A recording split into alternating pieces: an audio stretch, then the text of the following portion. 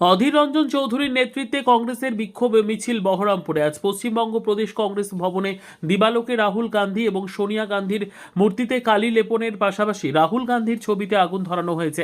এই নিয়ে আজ বহরমপুর কংগ্রেস ভবন থেকে কংগ্রেসের ওয়ার্কিং কমিটির মেম্বার অধীর রঞ্জন চৌধুরীর নেতৃত্বে এরকম আচরণ করার জন্য বিজেপির বিরুদ্ধে একটি বিক্ষোভ মিছিলের ডাক দিয়েছেন। হাতে মশাল নিয়ে বিজেপির বিরুদ্ধে স্লোগানের পাশাপাশি প্রকৃত দুষ্কৃতীদের ধরে তাদের কঠোর দাবিতে আজ পথে নামলেন অধীর রঞ্জন চৌধুরী সহ একাধিক কংগ্রেস কর্মীরা। কিছু দুষ্কৃতী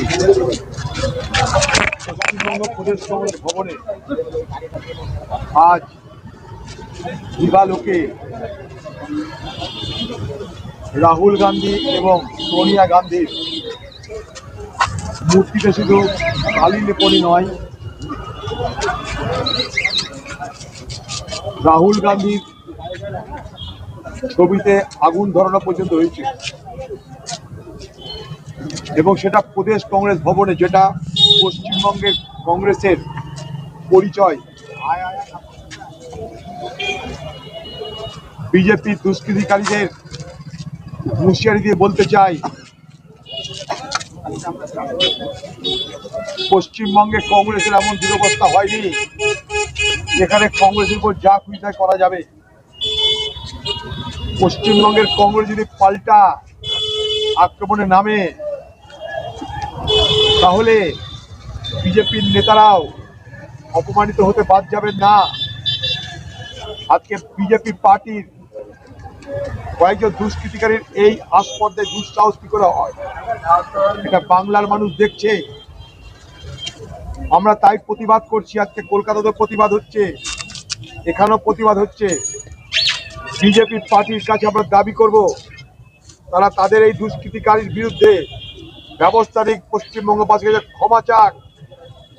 প্রদেশ কংগ্রেসের উপরে হামলা মানে গোটা কংগ্রেস পার্টির উপরে হামলা। রাহুল গান্ধীর ভোটের অধিকার যাত্রায় যখন মানুষের জনস্রোত রাহুল গান্ধীর সমর্থনে নামছে রাস্তায়, তখন দিশেহারা মোদী, দিশেহারা বিজেপি পার্টি রাহুল গান্ধীর ভাবমূর্তিকে কলঙ্কিত করার জন্য মিথ্যার আশ্রয় নিয়ে মানুষকে বিভ্রান্ত করার চেষ্টা করছে। আর সেই সুবাদেই এই পশ্চিমবঙ্গের প্রদেশ কংগ্রেস ভবনে আজ এই পুরুষোচিত এই হামলা ধিক্কার নিন্দার পরেও বলতে চাই যে এই পুরুষোচিত হামলার জবাব কংগ্রেস দেবেই, পশ্চিমবঙ্গের মানুষও দেবে। এবং তার পাশাপাশি বলতে চাই, কলকাতার পুলিশ, আপনারা অপরাধীকে গ্রেপ্তার করতে হবে। কেন ঘটনা ঘটলো আপনাদের তা বুঝতে হবে, জানতে হবে, বলতে হবে।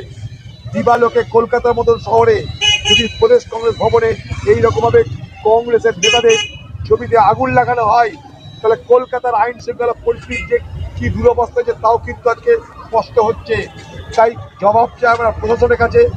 আর পশ্চিমবঙ্গের বিজেপি দুষ্কৃতিকারীদের হুঁশিয়ারি দিয়ে বলতে চাই, কংগ্রেস হাত গুটিয়ে বসে থাকবে না। তাই প্রতিবাদ করছি আমরা।